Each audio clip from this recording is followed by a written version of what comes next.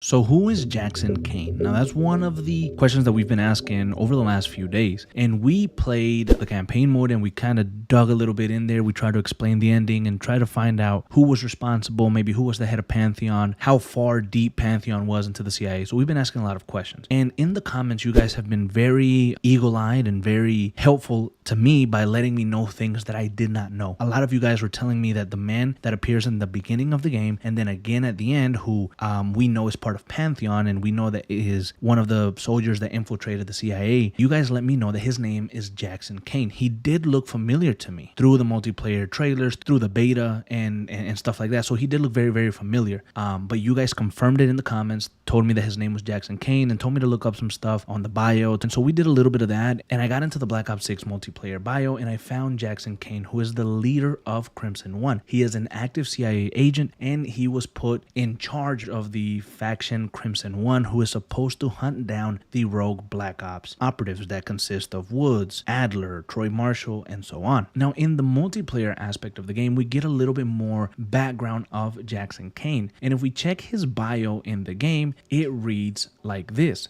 Jackson Caine was always destined to be a Marine, inspired by the sacrifices of his father who returned from Vietnam a broken man. Caine courageously enlisted at 18 years old and he trained alongside Troy Marshall, and they were both taught by Tamira West Point Chambers. Caine proved to be a promising soldier, but after his brother was killed in action in Lebanon, his ideas changed. The tragedy was so big that it took a toll on Caine as a person. And while Caine was down and feeling sad and, having doubts about the CIA and what their mission was, he was reached out to by Pantheon. Now, Pantheon reached out to him in the late 1980s and recruited him as one of their double agents, so to speak. And when they found Caine, he was a hurt and broken man and he was easy to, manipulate. And they basically turned him into an instrument of their will. That is what we're getting from the background and the bio. Now, in terms of ability, it states here that Jackson Caine is a natural leader who expects excellence from himself and those under his command. Any type of failure to live up to either of those things basically causes him to get pissed off, and it causes a lot of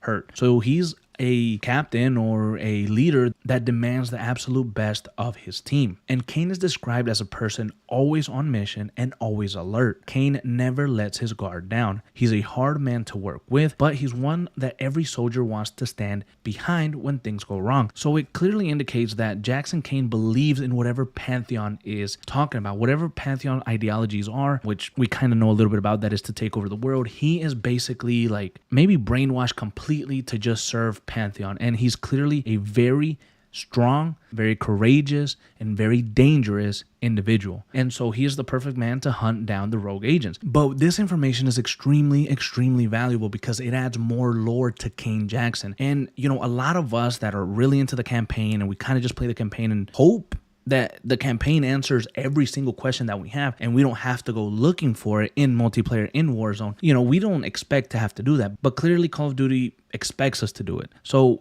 by doing that, we find out more information of him. So now it adds depth to Jackson Caine and we know who the hell he is. I just thought he was a typewriter. I thought he was a typewriter and maybe he was an assistant of CIA Director Daniel Livingston. I thought that maybe he was just put in place by Pantheon there to kind of spy on Livingston and kind of see the inner workings of the CIA. But now we know that he's an actual soldier. He is very skilled and he's very dangerous. And so some of the theories that some of you guys were having was saying that maybe Jackson Caine was manipulating or in charge of Jane Harrow, and maybe he was assigned to her by Pantheon to keep a close eye. And one thing that kind of maybe brings truth to that, or one thing that can make me believe that, is when Jane Harrow in the very first mission, in the very first cutscene, tells Troy Marshall, "Meet me in my office," and instantly the camera changes to Caine and Caine just stares at her like he's giving her a look, and I guess if you put it in perspective, and now that we know what we know, it looked like Caine was kind of saying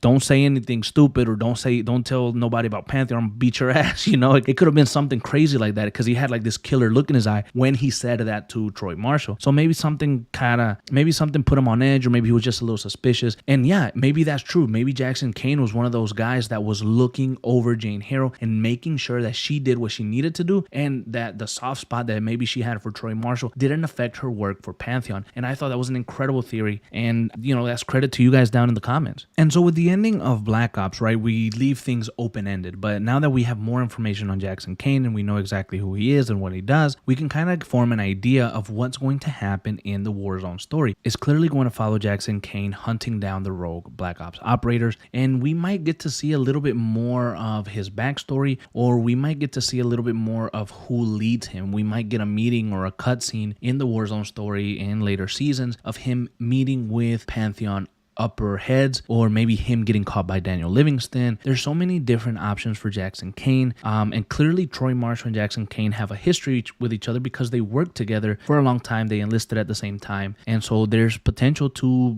dive deeper into that particular story. But that's basically who Jackson Caine is. He is a CIA operative who is a double agent for Pantheon, and he is the leader of Crimson One, the faction that was assigned to target and eliminate all rogue Black Ops agents. He is a smart and dangerous operative who will stop at nothing to complete his mission. And I would expect to see him as soon as Warzone Season 1 for Black Ops launches, because I think he's going to play an incredibly big part in the new Warzone story.